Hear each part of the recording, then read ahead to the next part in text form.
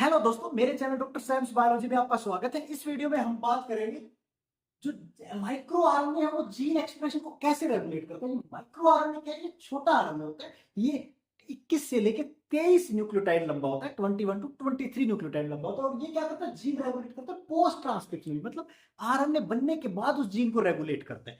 तो ये कैसे करता है, इस वीडियो में हम ये देखेंगे। तो यहाँ पे देखिए, ये सेल है हमारी। इस सेल के अंदर ये न्यूक्लियस है, बाकी इसका पार्ट साइटोप्लाज्म। तो न्यूक्लियस के अंदर हमें पता है डीएनए होता है। अब डीएनए के अंदर जीन है, तो ये जो जीन है माइक्रो आरएनए जीन, ये जीन प्रेजेंट है न्यूक्लियस में। ये सारी प्रोसेस न्यूक्लियस में होगी। तो ये क्या करेगा? ट्रांसक्रिप्शन होगी। ट्रांसक्रिप्शन से क्या होता है? जीन से आरएनए बनता है। तो ये आरएनए, ये प्री माइक्रो आरएनए।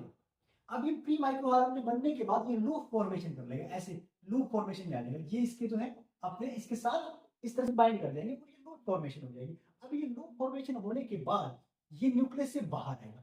तो ये जो ट्रांसपोर्टर है इसका एक्सपोर्टिंग फाइल, इसके थ्रू ये इसको बाहर लेके जाएगा। इसके थ्रू ये बाहर आएगा। तो अब ये न्यूक्लियस से बाहर आ गया।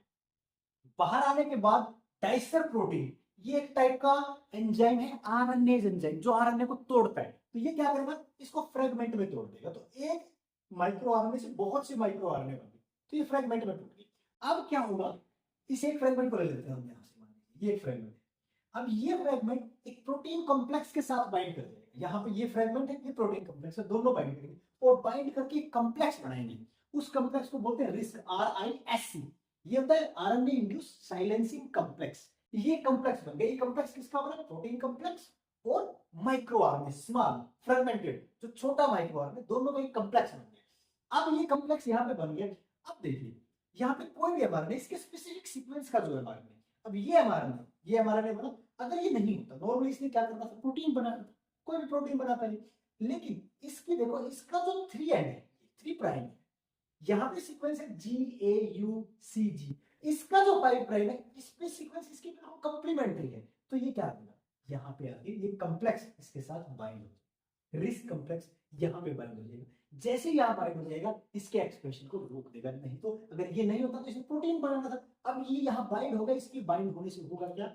यहाँ पे राइबोसोम बाइंड ही नहीं होगा। राइबोसोम बाइंड नहीं होगा तो यहाँ पे प्रोटीन नहीं बनेगा। तो ये इसने क्या किया है? इसके एक्सप्रेशन को रोक दिया है।